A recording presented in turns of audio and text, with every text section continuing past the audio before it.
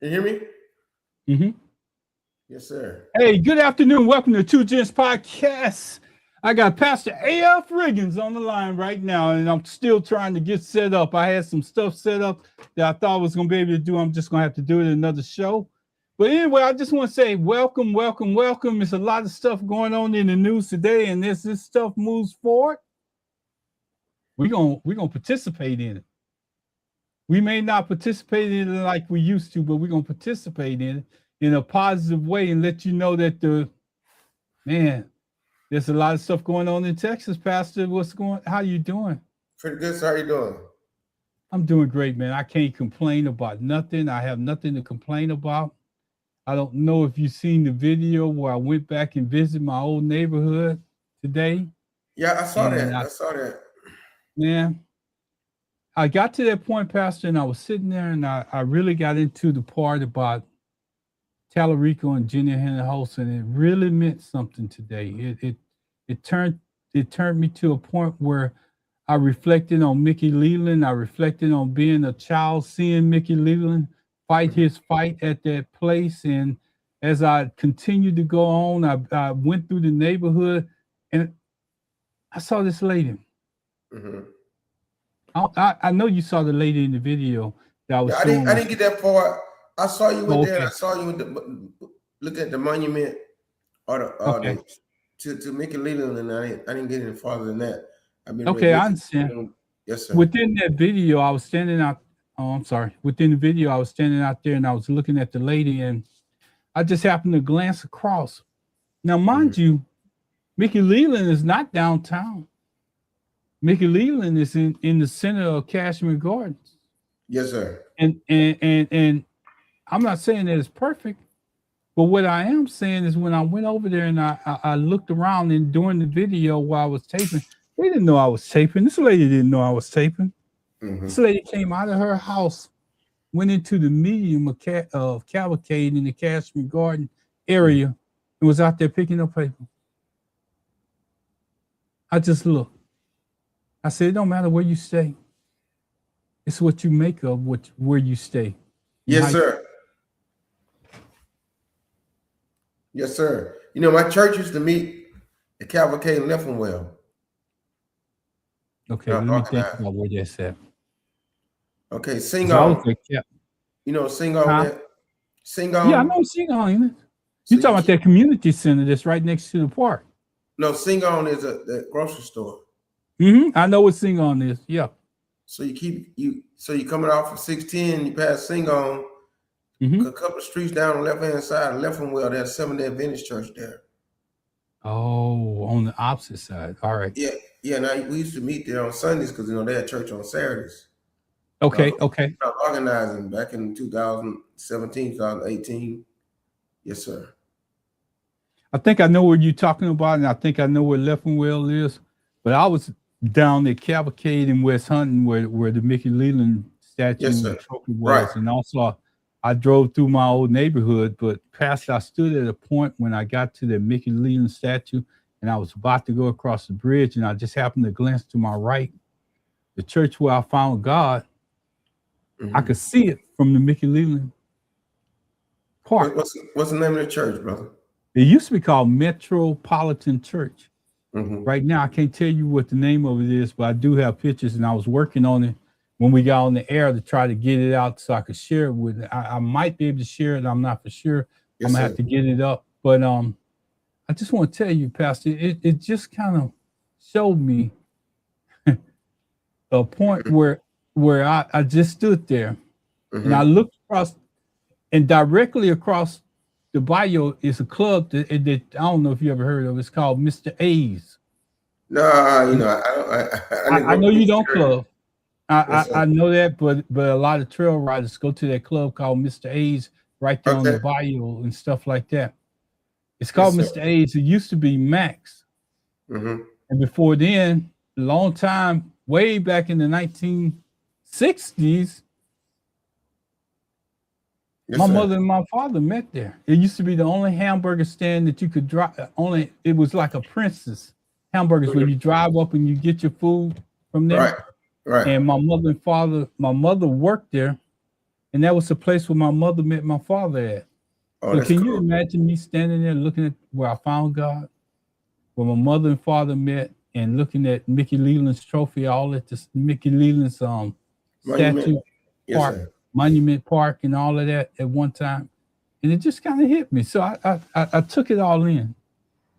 But one of the things that I did when I was standing there, I remember how important voting is. I looked at the accomplishments of Mickey Leland, Right. and I remember that you said it one time. Sometimes we got to go with the best of the best candidate that we have that's there. And the only thing I can tell people, and I went through that neighborhood and I met with a couple of people, I even interviewed a couple of people. Pastor, I ran across a Hispanic apostle, Mm. and she stood there and her words were so clear. And it wasn't about politics, because when I asked her about politics, she told me, she said, look, I'm not going to do that. She said, but I'm going to tell you about the word of God. She said, we got to come together as people, regardless. Now, mind you, I saw that I was filming a beauty shop, and she was just happened to be there, and she came from it's making me think something now. She came from up under the tent, eating her breakfast in the front of her house.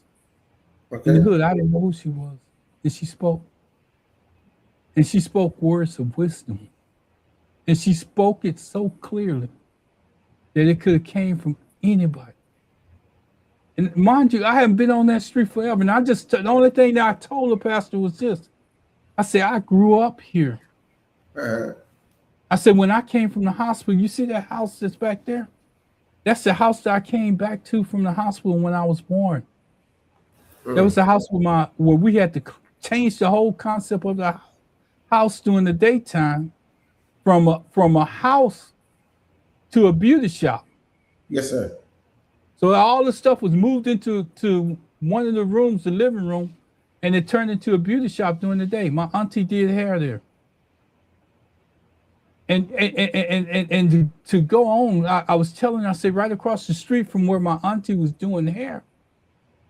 I don't know if you may not be old enough to remember those moon cookies. Oh yeah. And you remember those moon cookies? Yes, sir. I'm born in '68. Right across the street, they had a store for black people that was set up to sell bread, milk, and whatever. And it was just a small store that you walked up into. And it wasn't no big front, but it shows you how much we took care of each other. What we had, we used what we had within our community. We didn't walk all the way up to Singon. We walked straight across the street and called Miss Smith. It didn't matter what time it was. Miss Smith, if somebody was at home, they was gonna go open up that store and give you what you wanted.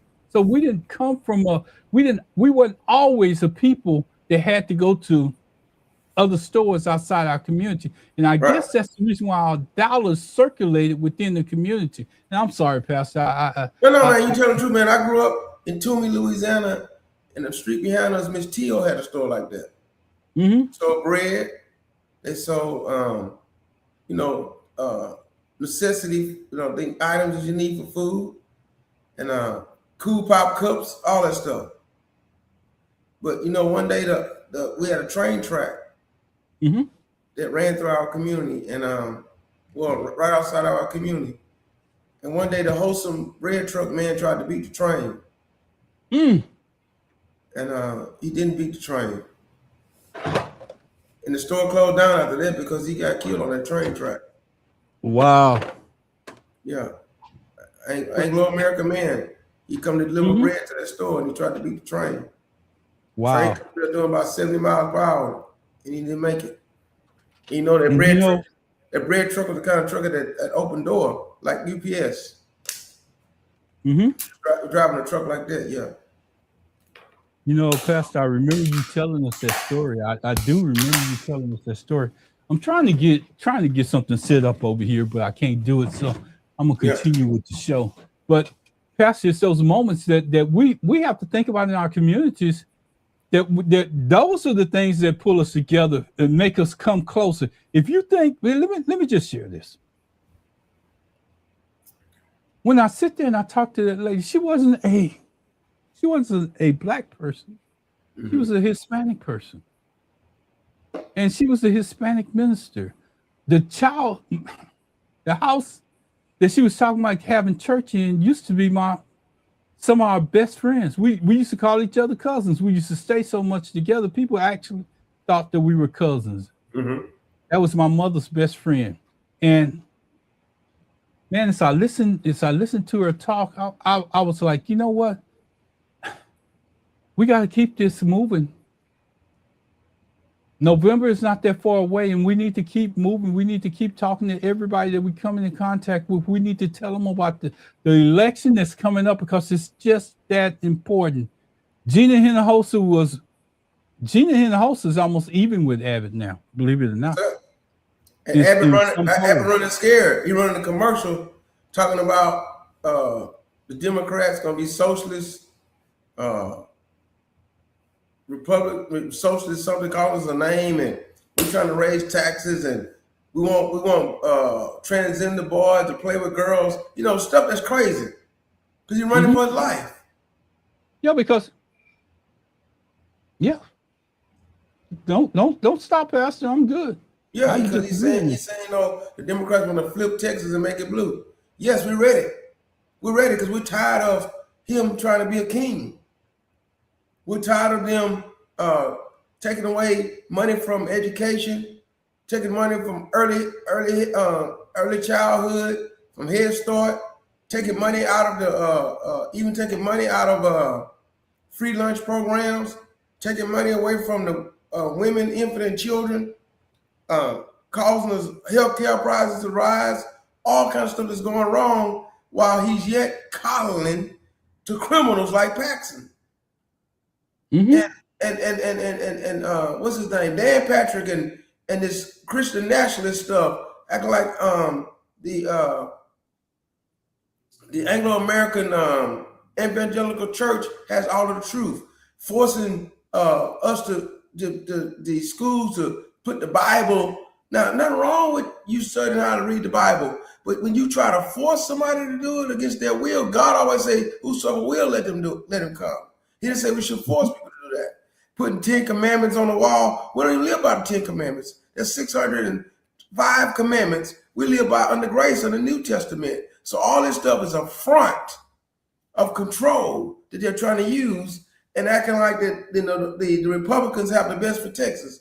No, sir, it's time to change that. And I sit here as a bishop, a senior pastor of a church, and I've been pastor since 1992. And you can't fool me about what God wants and what man wants. They're using the name of God to try to denigrate and subject people and try to fool people into what they want.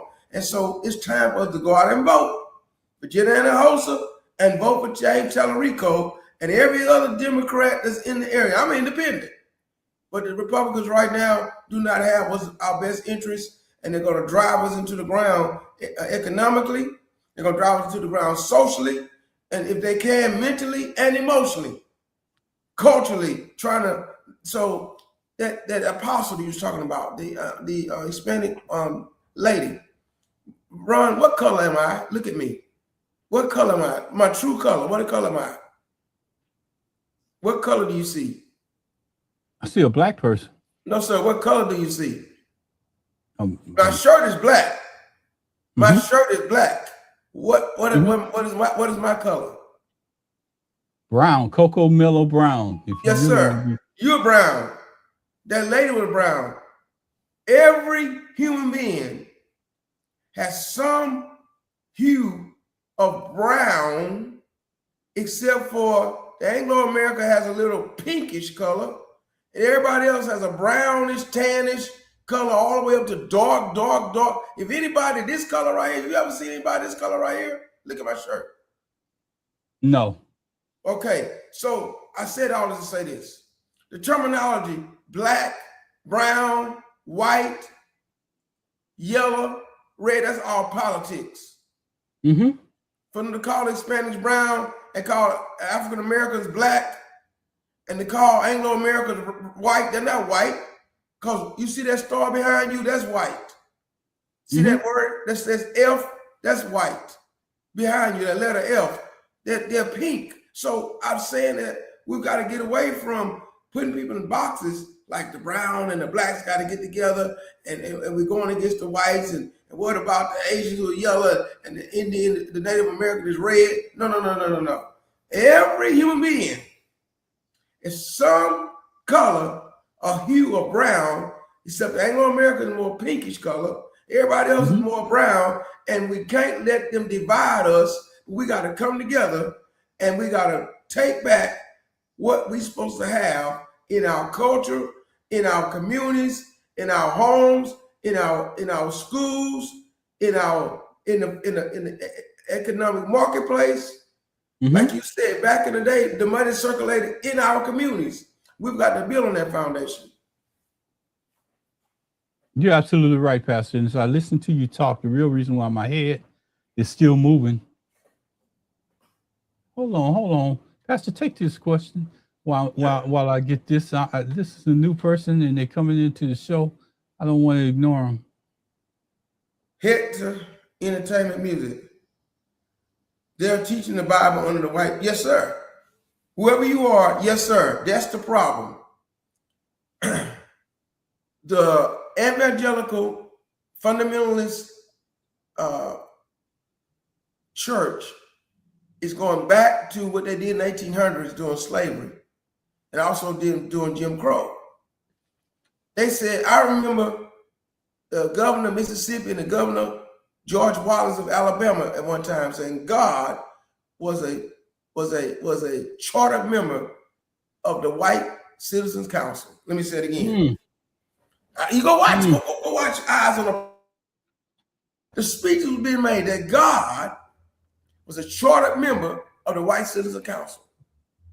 When they think like that, they're trying to use the Bible to say that America is a Christian nation, and whatever they come up with and define Christianity by, we all got to live by that. First of all, America is not a Christian nation. America is a religious nation. America had founding fathers that were belonging to the church, and some of those were slave owners. There were founding fathers that were Jews. There were founding fathers that were Muslims, and founding fathers that were atheists, and everything in between. The founding fathers that wrote on those Declaration of Independence, that wrote on the Constitution, was all religious in background. So America is not a Christian nation. Number two, the only Christian nation is God's church. And the Bible said they're from every language, every creed, every tongue, every background, every nationality. Okay? Number three, you cannot use religion to subjugate a people. You try to make one person or one group of people better than another group of people and try to say, we don't want the LGBTQs. We don't want DEI. We think a woman is not as great as a man. We believe that the color of your skin is determined by what kind of rights you should have and privileges. And we want to make sure you're born in the United States, basically of Anglo-American blood. That's what they're usually trying. They're hiding behind all that. And the final thing I'm going to say is this. The Bible, the whole Bible is in Africa. The whole Bible is in Africa. Let me say it again. The whole Bible is in Africa. Now you say, well, Pastor, what about the Middle East? The Middle East. It's in the Middle East. No. The Bible was written and was the Dead Sea Scrolls and the Ethiopian Bible were the greatest Bibles, the first Bibles. The 66 books we got come out of that Bible have 88 books or 84 books, the original Bible, that they won't touch. Even Jude in the 66 books make reference to the book of Enoch is in the original transcripts. Do we have the gospel? Yes, we have the gospel. Believe in the Lord Jesus Christ, you will be saved. But they've cut out a lot of stuff in the King James Version. Why? Because King James was a man that was king of England who the first colony called Jamestown, where the first slaves were brought to. Let me say it again.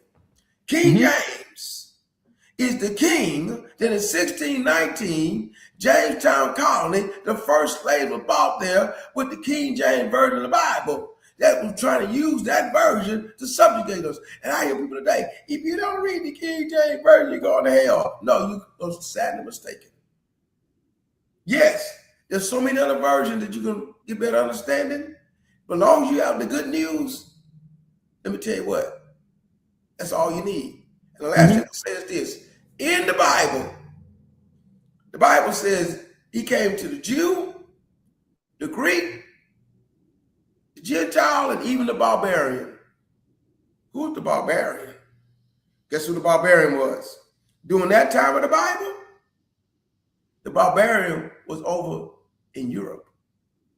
Beowulf. Yes, remember about Beowulf and all those stories about that?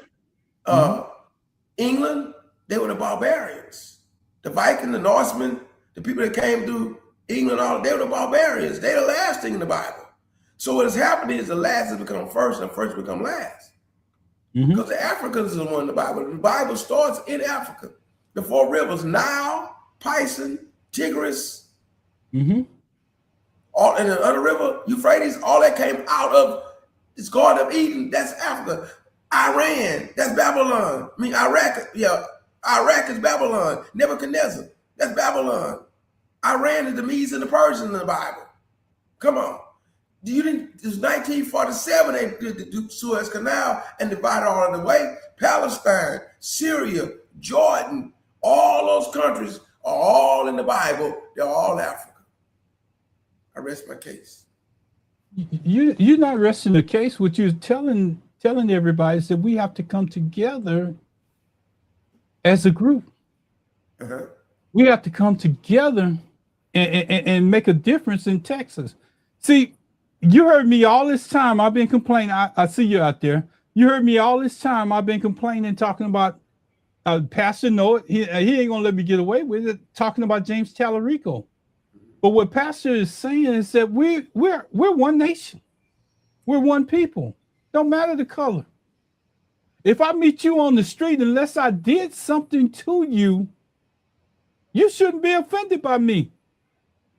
When I was in that neighborhood, and I want to tell you, when I was in that neighborhood today,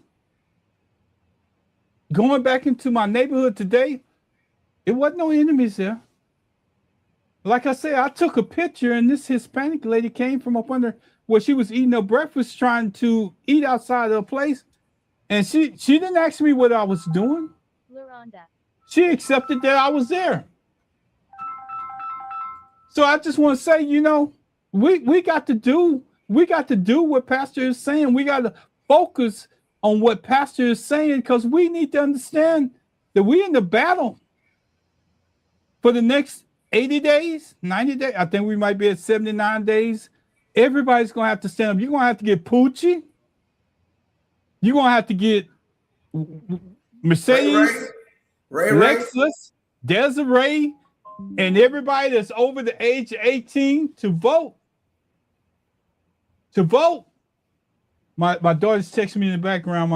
My godson has asthma, so I always pay attention to that. And I'm just telling you, I still have a normal life, even though y'all see me here and you see me today out there. I still have a normal life. So I just want y'all to know that we can change the color of Texas by voting blue, and we're gonna have to come together and realize, like Pastor told me before, we're gonna have to come together as a whole and realize that it don't matter. Color doesn't matter. When you're going for a bigger good, color doesn't matter. And Pastor, I found out something. The more you put yourself out there, the more that you do, the more that you try to bring people together. Do you know that people fight you tooth and nail? I'm not talking about people in this state. I'm talking about when I'm out there and they see my podcast going out, do you know what they say? And I check out where they're coming from. You know what they say? They say, well, you need to leave that alone. That ain't none of your business. You just trying to destroy America. I'm not trying to destroy America because I'm standing up for my own. We're trying to stand together and united and know that if we're divided, I want to say this, Pastor, I need to be clear about this. Know that if we're divided, we still remain the minority. But if we can somehow unite and see past all that stuff that they about to come out with, and see, I don't want y'all to get. This is where I don't want them to go, Pastor. And I need to have this speech right now, because the Democratic Party is going to go so much. They're going to put in so much because they're fighting a whole state. They put a lot into James Tallarico already to get him where he's at. So they may not have any. They may not be able to match the funds in which the Republicans have in reserve. But see, here's something that I need y'all to be aware of and understand. Ken Paxton then basically conceded the race. He don't want to debate Tallarico. He don't want to be seen with Tallarico. He don't want any of that. He's basically conceding. But remember I told you, if we ever go ahead and we got one person going, come on, Pastor. Remember I told you weren't going to debate him? Yeah. Remember you saying what Tallarico's going to do when he get up against Ken Paxton? I said, Ken Paxton don't want to debate him because he didn't want nobody to ask him about all that stuff he got behind him. And what we got to do is, Pastor, what we also got to do is make sure that people understand we got to tie Ken Paxton to the governor.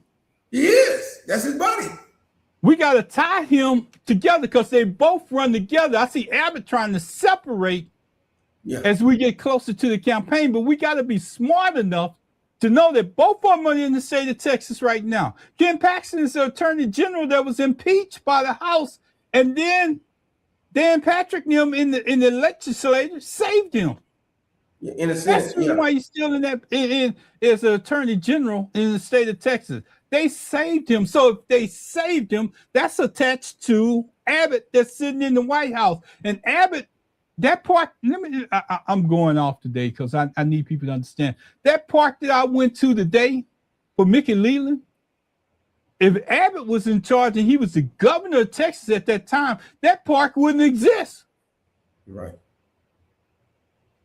Let me tell you something else. Everything that Ken Paxton sues, trying to go with Trump, Abbott behind him.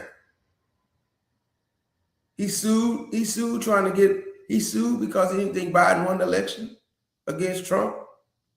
He sued for a lot of other stuff that everything he goes and run behind Trump. And Abbott is behind it. Abbott and Ken Paxton run together. And everybody needs to know that. You have to tie them together. You cannot let one escape from the other one because it's election time and one of them wants to go a different direction. If you can't stand up at any time in your life, this is the time to stand up. We have never been this close to actually taking over. They've been in power for 30 years. Anything that he's offering up right now is an excuse for what he has been doing. Abbott is offering up excuses. Look, I'm going to give you a clear example of what I'm talking about. Look at HISD. When I talked to that young lady today and we were sitting up there talking, she informed me of something that I didn't even know about. That Betsy Ross, my elementary school that I went to that had stood there for years, right at 59 in Cavalcade, is closing down. Mm-hmm. That comes from the governorship. Don't let him escape that because he's trying to close the schools within the community. Mm-hmm. And as he gradually closes them one by one, you're not going to have any public school system. Everybody can't go to a charter school. What if that charter school is the only school that's on the other side of town and you got to bus kids from one place to almost an hour away and you're not looking at the big picture? Because we didn't have that show on this podcast before. Not this podcast, but the podcast that we did almost 14 years ago. Inkster, Michigan. Yes, sir. Represents that. They don't have no schools in their community. They closed it down. Those kids got to get up in the morning from the kindergarten to the high school and be bused almost an hour away. If that's what you want in Texas, keep voting Abbott in there. Keep voting them in. Pastor, I don't know what to say because I'm a bundle of, I'm just a bundle of, I'm proud because I seen where I came from. But I know that if we don't get on board, if we don't understand how big of a change that Gina Hinojosa and James Tallarico can make for the state of Texas, y'all missing it. You need to shout it out. Do whatever you have to do. I asked the lady today coming out of that building that was right next to Mickey Leland Park that looked like me. And you know what she told me? She said, sir, I'm going to tell you, I haven't been in politics for a long time. She said, because when my husband was alive, he did all the research and stuff like that. But she never once admitted that she wasn't registered to vote or anything. I said, ma'am, I said, are you registered? She said, yeah. I said, when the last time you voted? She said, well, I done missed some, I must admit. I said, ma'am, I said, this is a time for us to come together as a whole. I said, we have a chance to turn Texas blue. I said, that building that you just came out of, that you was using, that Harris County building, they'll probably shut that down too. They're in the process of eliminating everything that they have to spend $1 to do. Now, this lady was in there in that Harris County building right across from Mickey Leland Park, and she was working out in there. But she came out there, Pastor, I'm going to tell you what caught my attention. She came out there, and I had just finished doing my taping, and when she came out of there, I went to walk up to her, Pastor. She had a group of black cowboys on horses on her shirt. Mm-hmm. And when I asked her, I said, I see that you got black cowboys on your shirt. She misunderstood me. She said, no, I ain't no Dallas Cowboy fan. I said, no, ma'am, I'm talking about your shirt. I said, ma'am, I'm talking about your shirt. I said, your shirt has black cowboys. She said, yeah. I said, I'm going to tell you, my husband was in the horses when he was alive, and we used to go to trail rides and all that. I said, the shirt is what I'm talking about, man. I had to correct her. So anyway, it's just one of them things. We gonna take Dallas Cowboys, Texan fans, and all of that. We don't care where you at. We know that if you got voting in a polling place out there, we ain't separate. That's one time that we're gonna join together on the united front and come together to change Texas blue. Pastor, I'm gonna take this thing and then I'm gonna come back to you. And let me say on the line, he comes back and he says he wants to steal $1,000 pins. He wants to steal $1,000 pins. He's talking about Paxton. Yeah. He went in there, somebody had a Monte Blanc pen that they had paid good money for, and they got it on tape that Paxton picked it up and put it in his pocket. Oh, yeah. He'll crook, man. He'll crook all the way through, man. He'll crook. Here's the elephant in the room. Ann Richardson, if I understand right, was the first woman governor of Texas, right? Mm-hmm. Gina Hinojosa can make herself the first woman and first expanding governor of Texas at the same time. I want to know if we are going to vote for Tallarico when people go in that booth. What would make you vote for Tallarico and turn around and vote for Abbott? Mm-hmm. What would make you switch over and vote for Abbott? Are we ready for a woman? That's what I'm worried about. I'm ready. I'm not asking, are we ready? Because I'm not ready. But can Texans understand that if we did it back in whatever, the 90s or 80s, 90s for Ann Richardson, can we move forward and do it for Hinojosa? We make jokes, people make jokes about Abbott. They got names they call him. I don't think it's fair because he can't help the fact he had a wreck and is paralyzed. That's beyond the point. But because the way he treat people and the way he act, they got nicknames they're giving us not too nice.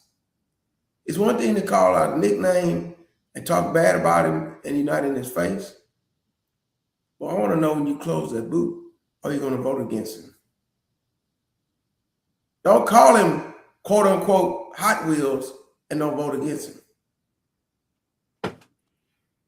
Don't call him whatever kind of other names y'all call him and don't vote against him. He's done enough of damage to Texas.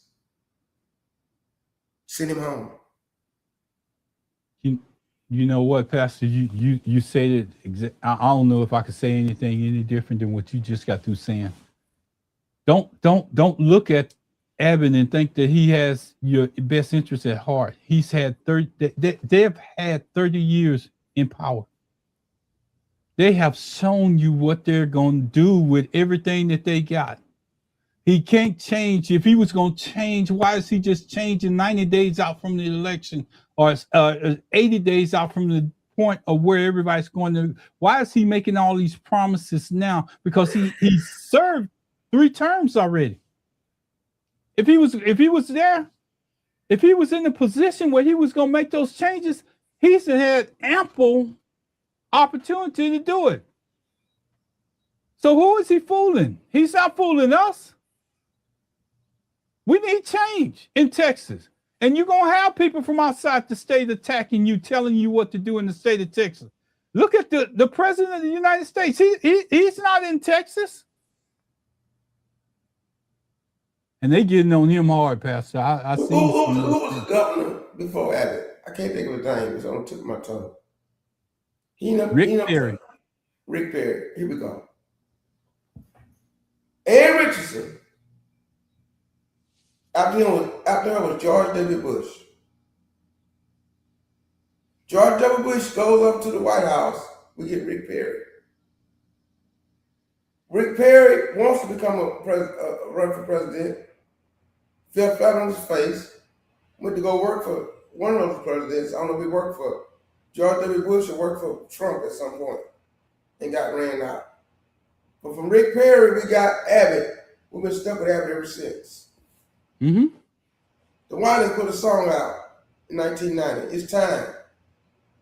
Time to make a change. Change is always good if it's going for the people. If it's better for the people, change is good. And sometimes at times like these, I know I'm using times, but I want to make sure that I'm clear about what I'm saying. In times like these, we have to step outside our comfort zone. Yes, sir. We have to realize that there's a bigger picture. And I see that cross on your chest, Pastor. Yes, sir. I see that cross. I like it. But we have to be bigger than who we are. And if you pray to a God that you know without a doubt has done something in your life, has changed things in your life for the good, I want you to understand that prayer changes things. This may be where we're at. Because if we can change Texas, guess what? That was a major hole in the South. Texas was a major hole in the South because it's an oil production state. It's also a minority state, a majority minority state, and you've seen that in the voting of getting Jasmine Crockett, that the minorities hold some weight. But if we ever can combine, I want to say this because Pastor been saying this, but he said it in a way where I want to make sure everybody understands. If we can turn out the vote that we did for Crockett and add to it, if we can turn out the Hispanic vote that came off of Tallarico and add to it, if we could turn out some undecided voters on top of that, we become the majority. Yes, sir. And we have to look at it from the point of looking at numbers and people and what it's going to take. It may take you going back to your old neighborhoods or something like that drive that I made today. It may take you to put in some effort. It may take you to do what Cheryl did. Cheryl said during the voting cycle, she went and volunteered at a church taking people to the polls. On that particular day, especially during early voting, we need to come together and give people a reason to vote. See, because if it's close, they're going to say something wrong with the election. But if we turn out in force, we can't say nothing. Numbers do not lie. That's why they're trying to make it hard to vote in Harris County. They make it hard to count the vote, too. They're trying to make it hard to vote in Harris County. They're trying to make it hard to count the vote in Harris County. Harris County, the biggest county in the state. Mm-hmm. Texas is one of the biggest states in the country. 34 electoral college. We're only behind California. Is it New York, California? No, California got like 55. New York got like 29. Mm-hmm. But that general region of the Northeast makes up a lot. And I'm going to tell y'all something. I need you to understand this. The strength of the Democrats is in less states, but they have the most electoral votes out there. Yes. They have the most electoral votes. And we have to put people in place that's going to turn those electoral votes to Democrats. See, Pastor, I want to discuss something with you. Yes, sir. I'm not going to change the subject, but here's what I see out there. And this is a discussion that we're going to have. I want your opinion. We talk about, what's his name? Hakeem Jeffries. Mm-hmm. We talk about Cory Booker and a couple of others that's in that Northeast area. And when we talk about them in a way where we are talking like they're a problem. But let me tell you what their representatives have that's going to tie back, and I want to get your opinion of what I'm about to say. We can talk about them not coming to Texas. Cory Booker did come to Texas, by the way. He came to Dallas in a group, but we can talk about them not coming to support these candidates running for office all that we want to. But you know what their representatives have, even if you take everything else off the table, their representatives have somebody that looks like them in those districts. You can hold them accountable for whatever you want to hold them for not doing and not agreeing with you, but they have somebody within their district that they can identify with. I can identify with Talarico, single mother that raised him.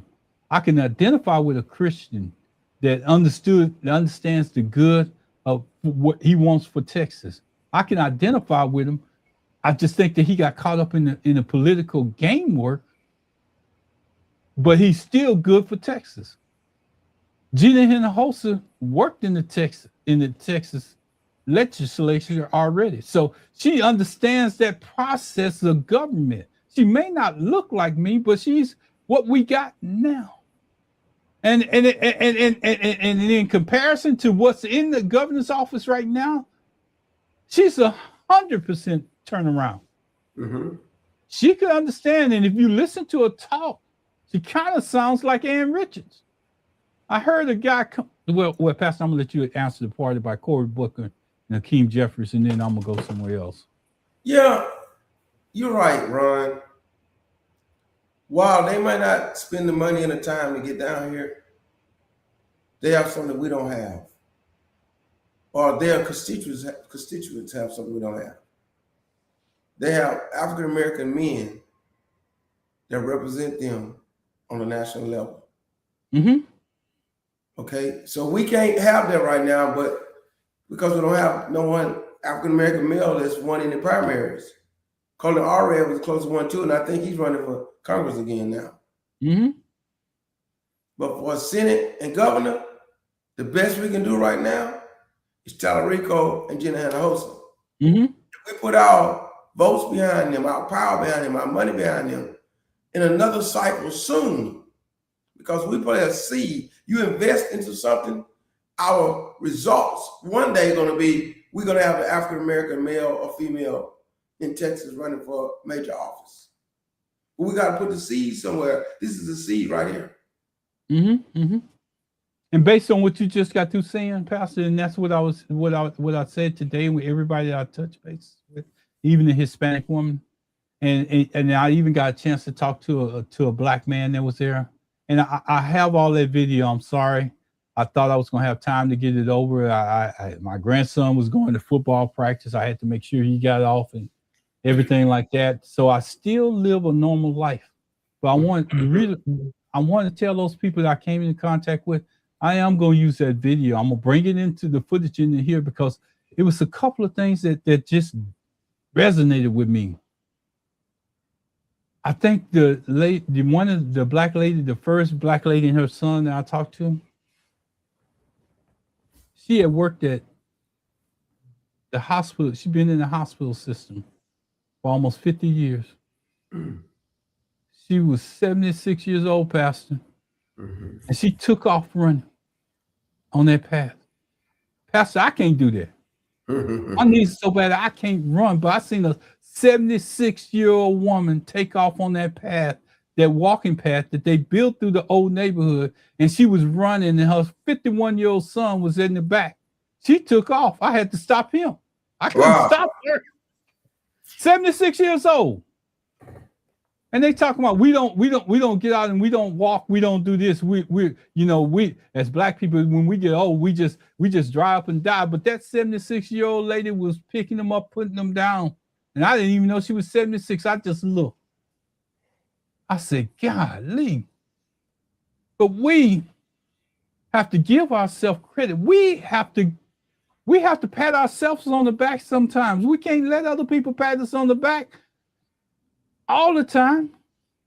We have to pat ourselves on the back. We have to see stuff within the community, call it out, and work towards something as a group. I don't care about what they say that we can't do, because as I look at those comments that's negative coming in my feed, they're coming from people outside of the state. Because the first thing I reply, I say, I looked at you commenting, but do you live in the state of Texas? And you know what they say? No. Because Texans understand something. A president should never be able to tell a governor what to do when they do it. Texans understand that you should never have a corrupt legal counsel sitting in place for representing Texas. They understand that. You don't have to explain it to them. We're not explaining it to you. You know that that's not right. You shouldn't have a 34-count convicted criminal sitting in the White House. You shouldn't have a pedophile sitting in the White House. Yes, sir. But we're going to take it one step further. You shouldn't have a flat-footed person that would refuse to serve in the military sitting in the White House. Yes, sir. You shouldn't have a person that doesn't understand a soldier's is away from their family in another country, and the toilet should work. Yes, sir. Food should be fresh. If you want that soldier to fight a battle, that don't come from commanders, that come from the president of the United States, because he can allocate basic necessities, but then you want to hold that, I gotta go. You want to hold that soldier on that ship or on that land and tell them that they can't get away because they're in war. But you go to Congress and say, no, we're not in war. No, we're not in war. But then within the military system, and the only reason why I know this is because it's people out there coming out right now. They're saying it. Latoya Green, she is furious. She just retired from the military. She just retired from the military. I think it was about a year ago or 6 months ago. But she is saying it. You cannot tell people that they can't leave to go home when their time is up and call it a war. To them, their military leadership. You remember we was having that discussion about Head Smith? What's his name? Head Smith? Yes, sir. And we were saying that you follow a lawful order. Well, a lawful order means that when my time is up, I got the right to leave. But if it's wartime, what you're telling me is that I don't. Yeah. I don't. And they don't have no choice, Pastor. They do not have a choice. I don't know how we could tell our soldiers and other citizens out there. I don't know how we can do it, but we need to somehow come together and realize that this is one of the biggest moments of the United States of America. This is one of those moments where we have to stand up as a people and realize that there's a purpose. If you don't have a purpose right now, you're not gonna make it. We're not gonna make it. I'm gonna tell y'all this, that we are there. Pastor, I don't know if you feel this fire coming through, but I feel it. Hey man, look here. You fired up tonight, brother. I'm letting you have it. You fired up tonight, but see, that's what we need. We need to take this fire though that we're speaking about and make some action come out of it. Take this fire that we're speaking about and more people. 1 + 1 is 2. Okay? 2 times 2 is 4. 4 times 4 is 16. 16 times 16 is 64. Now I can't do no math past that, but you get what I'm saying? I'm saying 64 times 64 ain't gonna get it right. All I'm gonna say is that we didn't have the power to do what? To move and make things happen. We have to take it. We definitely, Pastor, I love your arithmetic. Yes, because you're always adding. We don't need no subtraction. We don't need no subtraction at this time. We need adding. We need to add as many people. We need adding and multiplying, no dividing and subtracting. Say it, Pastor. See, let me tell you what. There are forces that want to divide us and subtract us from one another. Keep us from one another. There are forces that want to make us feel like that we can't be unified. We don't need any division and subtracting. We need adding and multiplying. Adding to each other courage, adding to each other belief, multiplying our power, multiplying our strength. We need to multiply our efforts, adding Hispanic vote to the African-American vote, to the Anglo-American vote that's all blue, adding the Democratic vote to the independent vote, adding the poor with the rich. Come on, adding the forgotten with those who are up at the top. Everybody joining together to make this change happen, not only in Texas, but we need to make this nationwide, that we can come out of this long nightmare that we're in, this national nightmare that we're in, and that the dream and the vision of a better future can be realized. That's what we need to do. I didn't mean to make a speech right there, but that's what we need to do. Pastor, I had to let you grind while you was grinding. I had to let you grind. But here's something else that I want to share with you guys as you listen to us. I'm from Houston. There was a church called Pleasant Grove, and I might have mentioned it, misquoted or said something, but Pleasant Grove was one of those churches that was in Houston that showed you what Black people can do, what people can do, less fortunate people. Let me just say that, because that was one of the largest churches in Houston at one time, before there was ever a Lakewood church. They had 3 stories in that church in one building alone. And even after then, they got together and built a dome that you could see it almost everywhere in Fifth Ward, that you could see.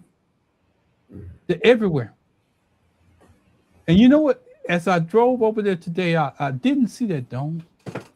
I didn't even see that long building. Do you know they have torn that down? History. Now, mind you, if it was somewhat a representation of somebody else that was out there, they probably would have made a way to go around that, but they just took that history and it's no longer there. Pastor, let me tell you what else is not there. The influence of that church is gone. The impact of that church is gone. The insights to the community and to the outside, to the world of that church is gone. That's just one example of what they want to do if we don't rise up and build from what we already have. They want to shut us down till everything that we already had, we lose the impact, the influence, and the insight, the vision where we need to be. Let me. I think I'm gonna have to go in tonight because I'm gonna have to bring people on board with us. Yes, sir. I think I'm gonna have to do that because I'm gonna tell you something. We're in the fight for our life, Hispanic and Blacks. And I'm gonna tell you about a Hispanic fight too. See, they bought Texas from Mexico. No, no, So no. you have a right to stand up and fight. Go ahead and tell it, Pastor. I'm Let gonna me let you tell the tell it, story. Let me tell the and then story I'm the gonna right tie way. it back together. Tell the story the right way. I'm waiting for you, Pastor. Texas was part of Spanish colonization. Mm-hmm. Mexico got its freedom from Spain, and Mexico was California, Arizona, Nevada, New Mexico, and Texas. Texas was the farthest east part of New Spain, which became Mexico.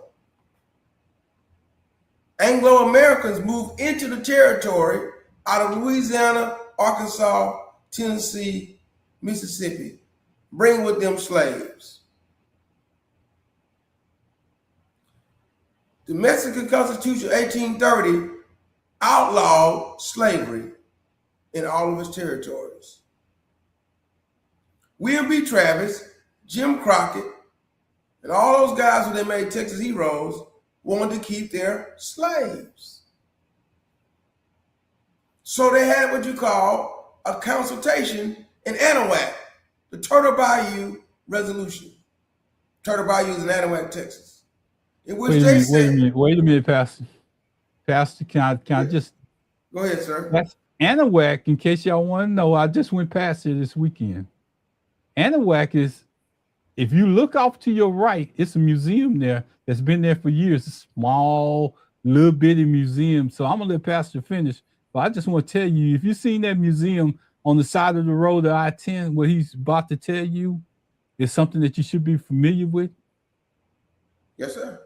So what they did was said, we want to go back to the Constitution of 1824, in which Mexico allowed slavery. And Mexico said, no, we're not going to have that. Mm-hmm. So they rose up in Gonzales, down by the Guadalupe River, and decided they wanted to rebel against the Mexican government.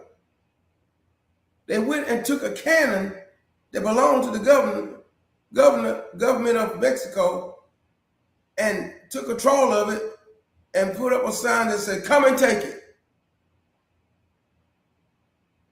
And that's how they started the war with Mexico. When they started that war with Mexico, they ended up down in Goliad. And in Goliad, the Mexican army beat them so bad until they had them picking out beans. If you pick a black bean, you live. You pick out a white bean, you got killed. So they end up going from there to Alamo, and Alamo was a garrison that belonged to the Mexican army that William B. Travis, David Crockett, and a bunch of other guys, Jim Bowie, the Bowie knife, he was out of Louisiana. All these guys got up in there and held this fort, the Alamo. And the Mexican government was trying to get in there for like 6 to 7 days or whatever. While they're trying to get into the Alamo, the other guys went over to the Washington Nebraska, by Brenham and Navasota, and made a resolution of Declaration of Independence. This is 1836, and declared Texas free from Mexico. Why? Because they wanted slavery. Don't get it twisted. See, it's his story. The way they tell the story, like Mexico was treating them so bad. Mexico wasn't treating them bad. Mexico just said, we don't want y'all to have slaves. And all these Anglo-Americans wanted slavery. And the Mexican army overran Alamo and killed everybody, and a few of them survived. And the ones that survived ran to tell Sam Houston. Now, later on, we find out that later on, when Sam Houston got older, Sam Houston got rid of his slaves. At that time, he did have slaves. That big old white statue you see at Huntsville, he had slaves at one point. Now, once Texas became an independent country, and America wanted to take Texas in, Sam Houston fought against it because Sam Houston didn't want to be a slave owner no more. And he went from a hero to a zero. But at the time, Sam Houston was leading the army. And what he made Santa Anna do was chase him through Hempstead. Chase him all the way through Hempstead. All the way down from Hempstead down to the San Jacinto River. Playing hide and go seek, hide and go seek. All along the way, people joining Sam Houston's army. Santa Anna was running behind him with a whole group of people, including all of his women, all of his party and everything. And every day about 3 o'clock, they have what you call a fiesta, then a siesta. They would drink, have a good time, get drunk, then go to sleep. And Santa Anna was sleeping down by the river with his pants down. Whenever Sam Houston came around there and caught him on the backside. And that's how they won and got the independence. And they captured Santa Anna and put him in jail. But it was all behind one thing. Texas wanted to have its slaves.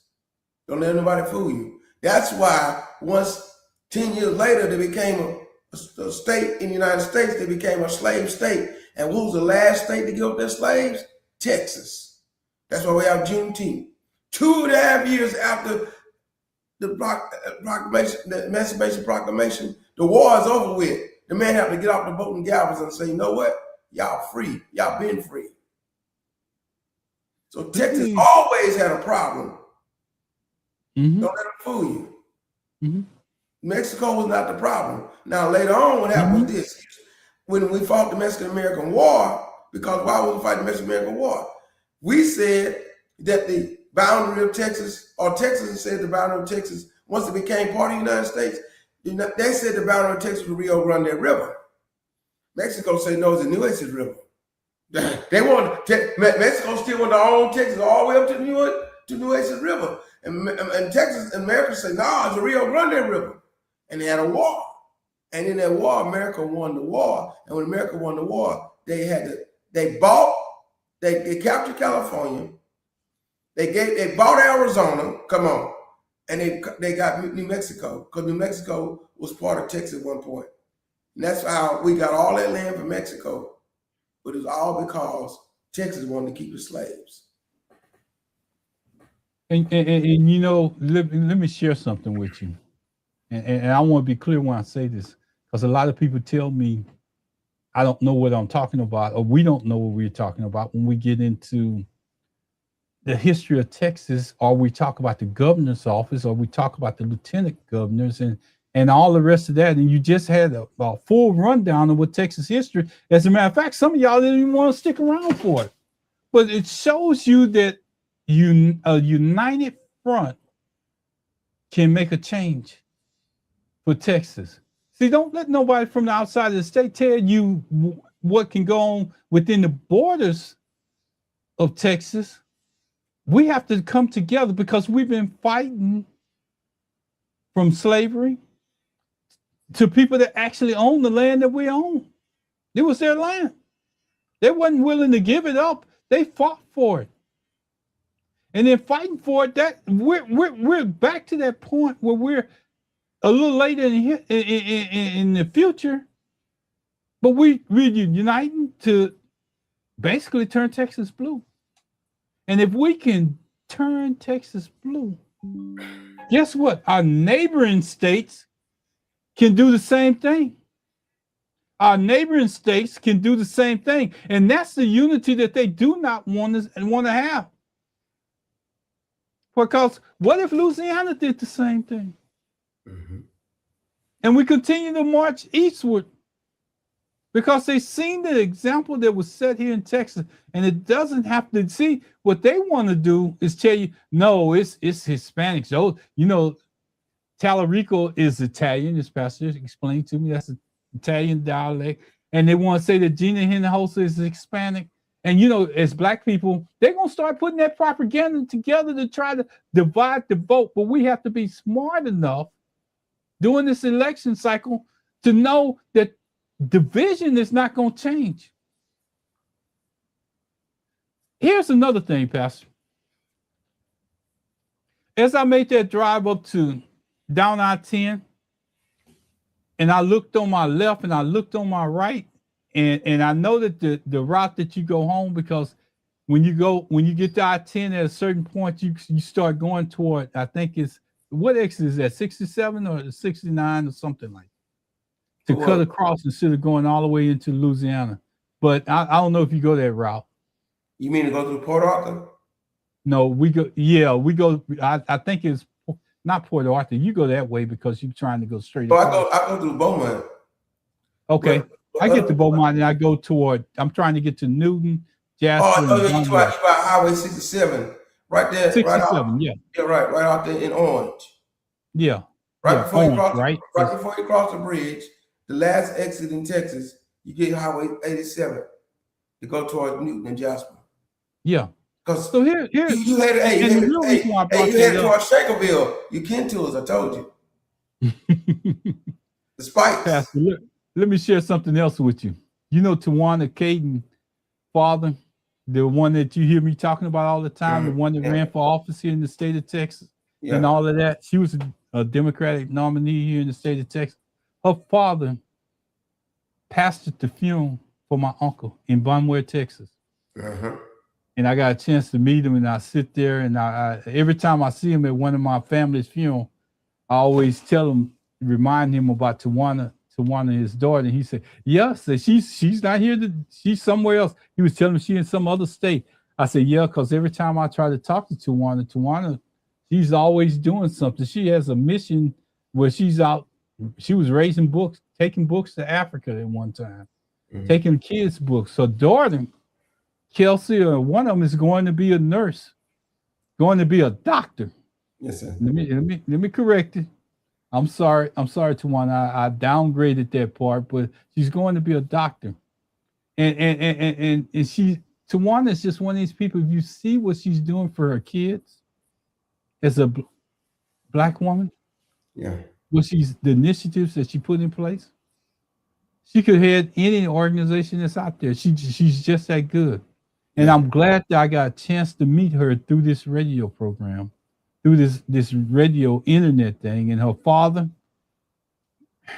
he's just one of those strong Black ministers is out there. And he reaches out and he says what he means and means what he says. And I'm proud that I got a chance. I don't know them personally. I know them from what we do here. But I've seen her father in person and seen him at a couple of funerals. So I just want to share with you where we come from as a people.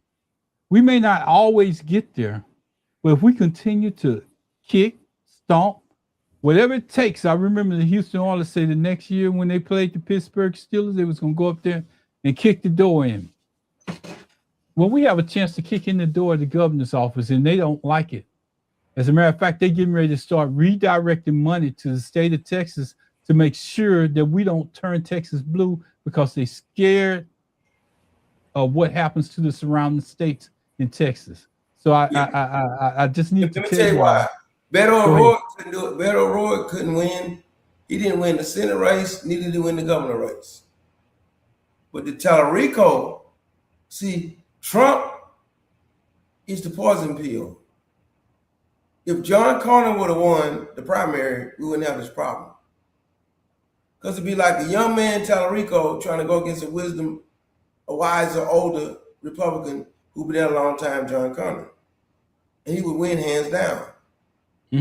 But you have Ken Paxton, a crook, against a young man who's got his grandfather in the commercial who's a preacher, talking about making change. His mama was a single parent, and he was a teacher. He's likable. His coattails, his downwind is helping Jenny Hanosa against Abbott. That's what's going on. Let me. What's going on? Yeah, let me just say this so y'all can understand what Pastor's saying. What Pastor's saying is that James Tallarico got a lot of attention from the Democratic Party.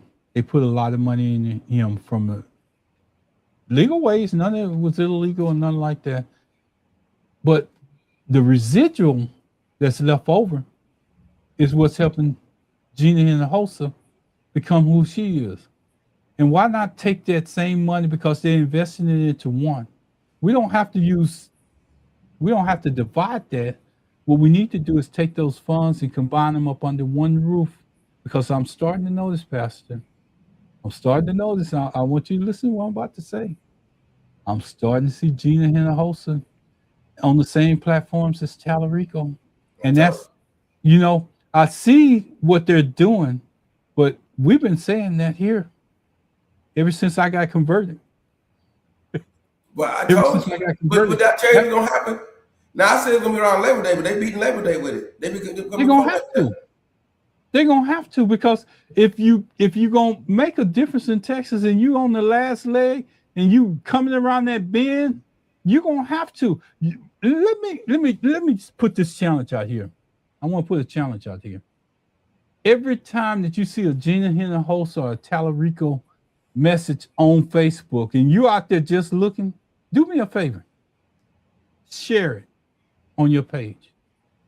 Because they may not be able to match the funds that the Republicans are going to put into this race for Ken Paxton and for Governor Abbott. They may not be able to match the funds, but if we can do our share of sharing information, not just me, but Pastor, everybody that wants this transition, that's a simple change. You don't have to shout it out, but you need to also share it with everybody that's coming out there, or talk to people when you're talking to them. Say, look, so we need a change. We did this for 30 years. They didn't do anything. Abbott was a part of that regime for 30 years. We need a change. So I'm not asking you to go outside your circle, because when you go behind that ballot box, you're going to vote for Tallarico anyway. So the only thing you have to do is vote for the governor. Boots on the ground, absolutely. It's gonna take boots on the ground. It's gonna take gas, foot on the gas, and never letting up. We need to go 100% of whatever we're doing right now as a group of Hispanics, blacks, and undecided voters, just like that lady that I told you I ran into today. We need them to come on board, and we gonna next, Pastor. I'm gonna come up with the dates. The last day of registration. Yes, sir. I'm gonna come up with that. I'm gonna come up when early voting starts. We need to know those dates so we can lock in and get what we say, Mercedes-Benz, Lexus, Desiree, and all the rest of them. Yes, we need to get everybody. Pookie, Ray. John, everybody. We need to get them all out. Big man, little big man, big man, and all of that. We need to get all of y'all out to vote. Everybody. Pee-wee. Orange, yellow, all of them. Everybody. And for my Hispanic brothers and sisters, y'all got some names too. So you might as well get with them too. We need everybody.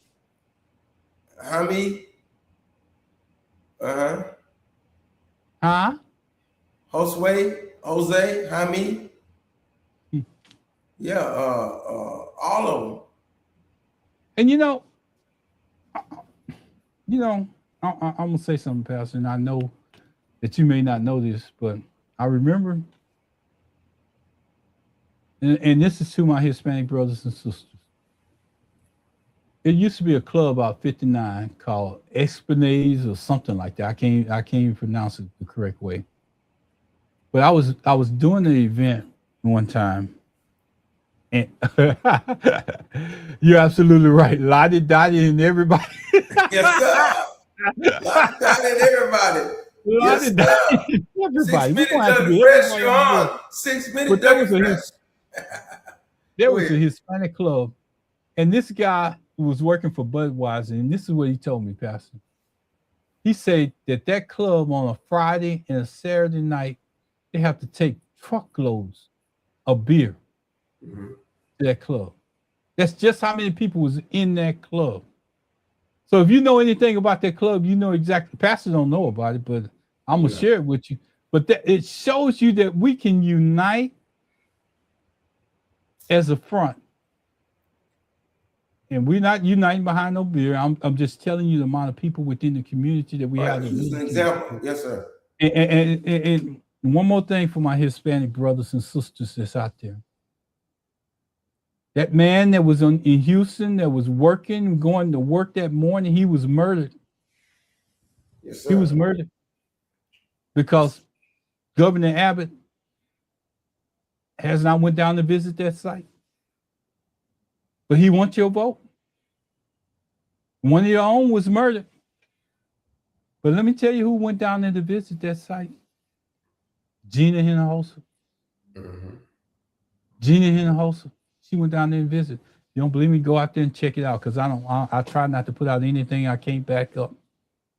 And I got my counterpart here. Him and Byron Glass is good about telling me, Ron, that may not be true. Yes, You need to back it up. But I know, because I have this particular picture. I have the picture and the video of her going down there. So if you want a reason to change your environment, get ICE on a leash. They may not be able to put them outside the state, but they can put them on the leash where they're not running around killing everyday people for doing their job. Because I wouldn't have did anything any different if unmarked cars chased me in the morning. When they got out of their car, thought they had cornered me, and it was just an inch left, I'm gonna still try to get out of there. Yes, sir. Because I fear for my life. And if we don't start painting that perspective and having it out there, because that is on Governor Abbott's watch. Don't let him tell you that he's just going to put it to the Texas Rangers and let them investigate. He is the head of the Texas Rangers. How do you think that's going to turn out? See, he's buddies with Trump. Abbott buddies with Trump, so that's why he try to stay neutral, let it slide past the election. And we have to call it out. We have to call it out. Everybody has to call it out, because I'm gonna tell you something. That wasn't right. That was wrong. That wasn't right. I got one more person I'm gonna give a shout out, and Pastor, we're gonna start winding it down, because we didn't got to our time. Jack Daniel. I don't know who Jack Daniel is, but I'm gonna tell you, I know it's alcohol, but I'm gonna tell you gave us a light tonight, and I really appreciate you participating. For everybody that's chimed in, we try not to get in the mud too much, but tonight I was fired up. Who's Jack Daniel? I talked to today, you told me that you didn't want to disclose who you was voting for, but I did ask. Mm-hmm. And when that lady, what she told me, Pastor, she said, I can't vote against my people. That tell you everything. So what was she saying? She was basically telling you who she was voting for. Yeah. I can't vote against my people. Mm-hmm. And we're not asking you we're asking you to do your own research, make your decisions based on what you know, what you can back up. Because me and Pastor could be out here till morning time, and he ain't going no more longer. Pastor, let me tell you the reason why Pastor still works a regular job. He does this on his volunteer time. So if he volunteered to come out here and share information with you, we have a reason to stand up. We have a reason to feel like we're somebody. We have a reason to feel like our efforts are not in vain. Byron Glass is normally out here with us, but Byron must have had something to do. He has a regular job too that he tries to do. Yeah. In the state of Louisiana, he has a candidate that he has endorsed from the state of Louisiana. And if you go out there and Byron Glass is doing what he said he would do, he's following through that he was going to support the candidate that he thought was best for his job after he's letting it go after 32 years of being on that school board in Louisiana. Yes, sir. So, Pastor, come on, and give us what we need. I think we done got a message out there. I think we're getting to a point where I'll tell y'all tomorrow. I want to give it to Pastor to close this out tomorrow. Hey, We're did you gonna ever talk find about that picture from Kamala last Harris. time? You didn't. Huh? You didn't find that picture from last time. Oh, Pastor, let me share this with you. Go ahead, Pastor. Let me tell you why I want to put the picture. I want to talk about some stuff. Come on. I want to talk about Reverend Dixon. If you can get the picture up. I'm gonna find it. Go ahead, Pastor. Keep Yes, on sir. talking. All right. So, guys, let me tell you what. I'm not. Ron and I and other movers and shakers in the community are not working in isolation. We're trying to connect with people who maybe have a bigger platform than us or have more ways to get involved in the community. One of those guys I'm blessed to be partnership with, and now to be part of his Kingdom Builders Global Fellowship is Bishop James Dixon of the Community of Faith, and he has a doctorate ministry in social justice leadership. And as the president of the NAACP of this region, and also the president of the Harris County Sports Authority, he is impacting our community, our city, and our world. So I was trying to get Ron a couple of weeks ago. I was able to become part of his fellowship. So I wanted to be able to show us that what we talk about, especially as ministers and preachers, pastors, bishops, what we talk about on Sunday, we've got to make sure that on Monday through Saturday, it becomes effective.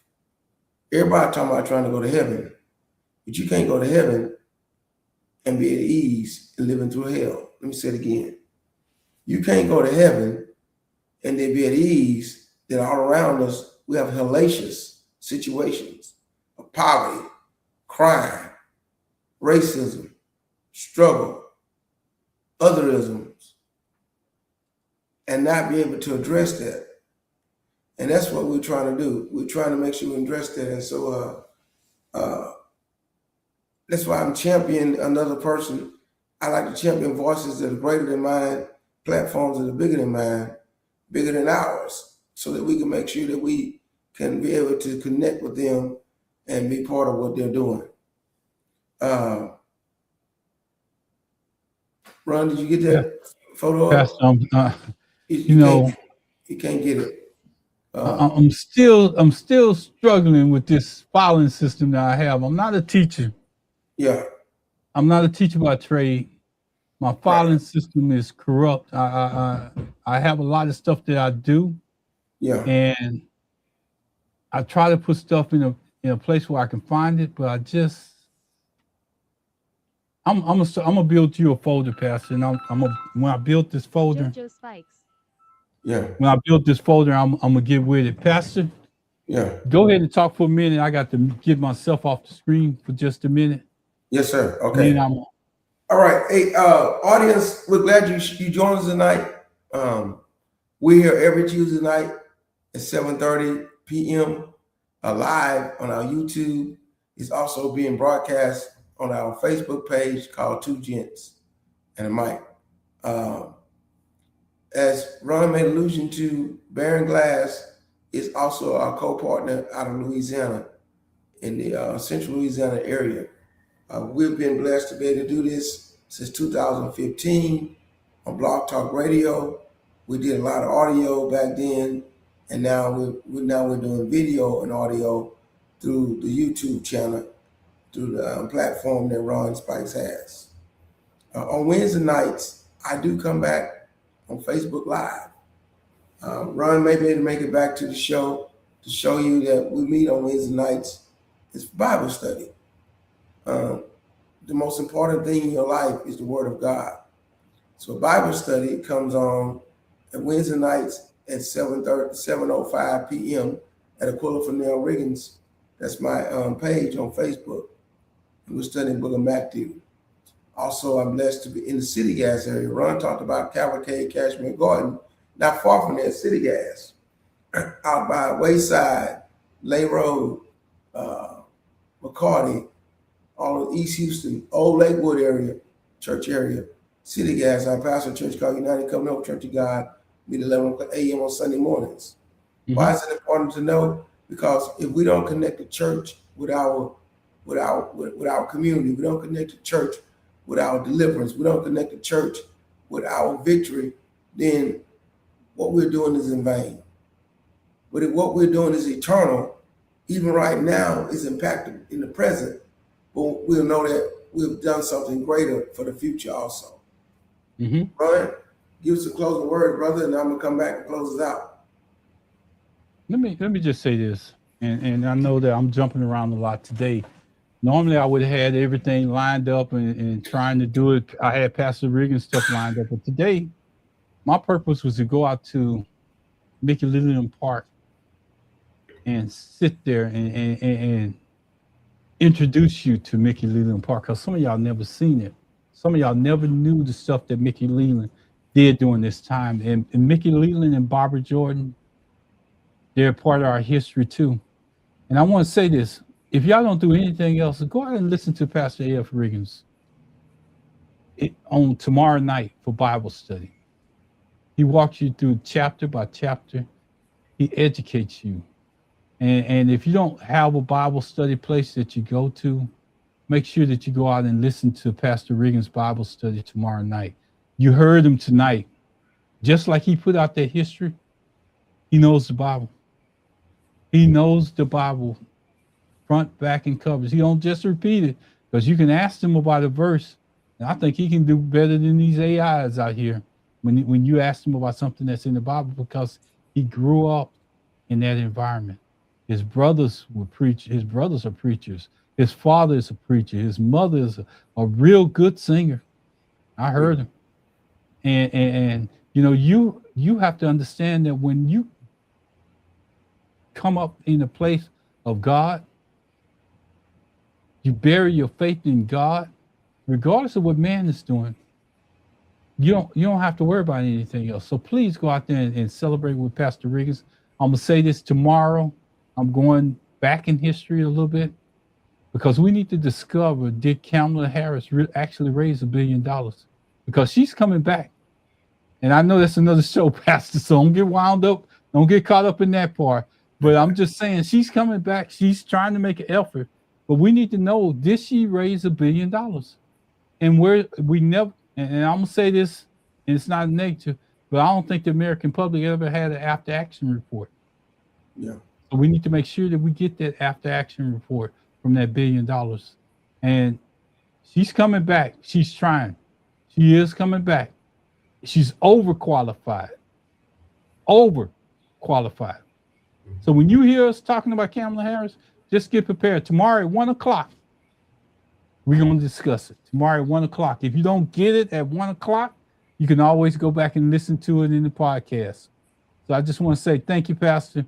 Thank you for the history lesson. Thank you for showing us that we have a reason to fight. Thank you for putting out that Hispanics have already fought that battle.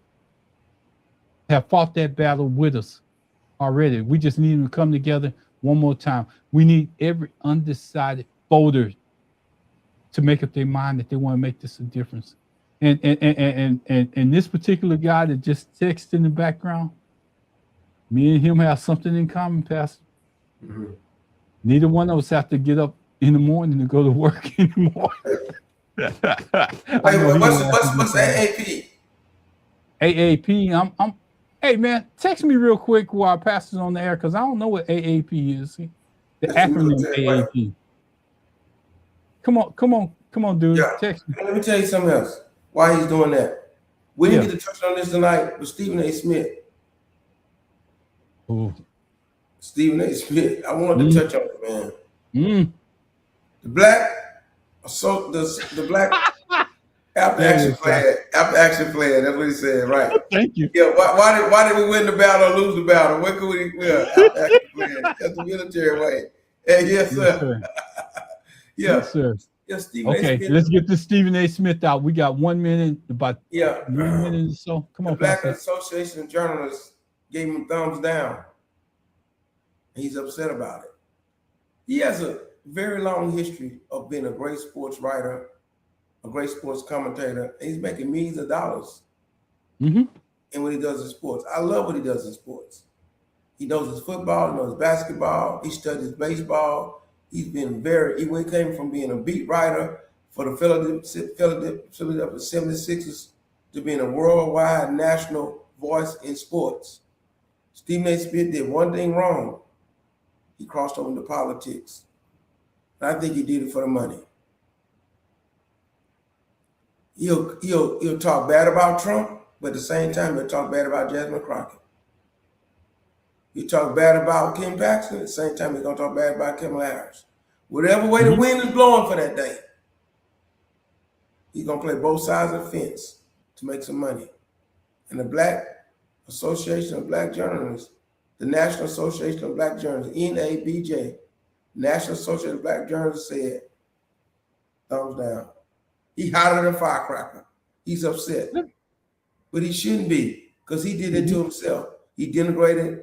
I got a whole article I sent to you that Bishop Swan, this guy named Bishop Swan Talbot, or Talbot Swan, he gave a whole list of things that Stephen A. did to get himself in a position that the National Association of Black Journalists says thumbs down. Go ahead, Ron. You know, one of the things that I want to say about that Stephen A. Smith situation, I need you to understand something. Stephen A., I'm going to talk directly to you. If your own people turning their back on you, eventually, guess what happens? You get enough bad press, and your station you could be the greatest sportscaster that there is, or a person that knows more about sports than anybody else out there. But as a Black person or as a Hispanic person, they only need an excuse to get you out of that position. You're probably one of the highest paid people out there. So you're going to have to figure out which one you want to do. You're going to have to stay in that lane. Now, I know you want to do both, but you don't, from what I see, you don't know enough about it. And it's too many people calling you out on your feelings. So get in something that you know, stick to it, and don't let anybody take you out of it. Because one thing about you, and I'm gonna share this with you, you're Black and you got there based on your merit. Don't let them tear you down and put you out of there. Yeah, see, you better have an exit. Don't let them create an exit plan for you. Right, because they already exited a lot of people. Ryan Clark, a lot of people that are real good. They exit, people like what's the football player, the quarterback that was I know who you're talking about. Yeah, and played for the Carolina Panthers. They exit I know who you're talking about. Right, they exit all those guys like that. And all you gotta do is set yourself up for that you went too far into politics, and then ESPN, Mad Dog Sports, all that stuff gonna have you running with your own podcast like Don Lemon in a minute, or like Roland Martin, because you're gonna become a liability. Joy Reid. Huh? Yeah. Joy Reid, they're gonna give you a golden parachute because you got the way now. Stephen A. Smith, I can beat you in a debate on politics. I don't even have a platform. Why? Because that's my arena. I've studied history since 1986. I've taught history since 1998. I've been involved in community involvement since 1992. I can beat you in that. You just jumped into it because you got the microphone, you got a platform, but don't know what you're talking about. That's dangerous. And this National Association of Black Journalists, these people have laid down their lives, a lot of them. They'll put themselves in harm's way to report the news fair and accurate and try to be to work for their own people from the point of view as a journalist, and you jumping in, just grabbing sound bites and jumping from side to side, making noise. That's dangerous. Take it like humble pie, so you know that you learn a lesson, apologize, and go back to sports. I rest my case. And that's what we want you to do, Stephen. We want you to go back to sports and stick to it and keep on telling us what's happening. Cam Newton, thank you. Yes, thank you, bro. Thank you. Cam Newton, Ryan Clark, all them guys got cut out. They came through there like a chopping axe. And these guys are good what they're doing. But they wanted to rearrange and keep their budget. And maybe they're looking at DEI. See, because ESPN headed to the Super Bowl right now. ABC is under fire from Trump. They own all that. They're all together. And you think you sitting pretty and high, Stephen A. Smith.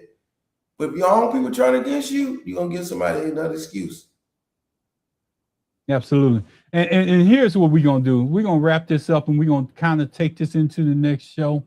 Yes, we're sir. not caught up on time, but I realized that Pastor is on his own time, and he had a lot of stuff. Oh man, look, I was starting to get weary eyed in a couple of minutes there because I know, because you're tired from your profession.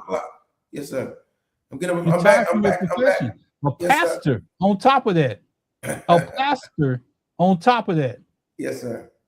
So we're gonna get you out of here. I just asked for a little bit of time, and I'm running over on my time. So what I want to do is, Byron, we miss you. Yeah. I'm gonna give it to Pastor, and then I'm gonna come back and close it out in my normal way, and we're gonna close out this stream. Appreciate everybody. Yes, we're so glad that we're part of you becoming part of us. Two Gents and the Mic would not be effective if we don't have the audience and the people responding that can take what we're talking about on Tuesdays and make it work on the other days of the week out there in the real world. So we're glad for that. We're glad for that. We're glad that God has given us this opportunity to impact our community, our city, and our world. He's the creator of all things, and with him, all things consist. And without him, we can do nothing. With him, everything is possible. Let me say this. Without him, we can do no thing. With him, we can do anything but fail. We leave this platform, but not his presence. In his name we pray. Amen. Amen. Amen. Let me just say this. I want to say thank God, thank God, thank God, thank God. I've been saying it ever since we've been on the air. Whatever we do, even when we was in Blog Talk Radio, that was my sign off, was thank God, thank God, thank God. And I just want to tell you, join in tomorrow with Pastor Riggins doing Bible study. And Pastor, what time was that? 7:05 p.m. on Facebook Live. Aquila Fennell Riggins is the page. We do it simultaneously with a couple of churches. You can watch it live or archive. Thank you. Okay, and my show is at 1:00 p.m. If you can't catch it then, you can also catch it in the archives or at a podcast. Go to the YouTube page. It's all there. Wherever you listen to us, thank you. I want to say thank you, and every which way. But we got to keep the what, Pastor, on the. You got to keep the foot on the gas. All right. Pedal to the metal. All the way through November the 3rd. Enjoy it, y'all. Y'all take care. Good night, everybody. Thank you for letting us in your house, in your establishment. Good night.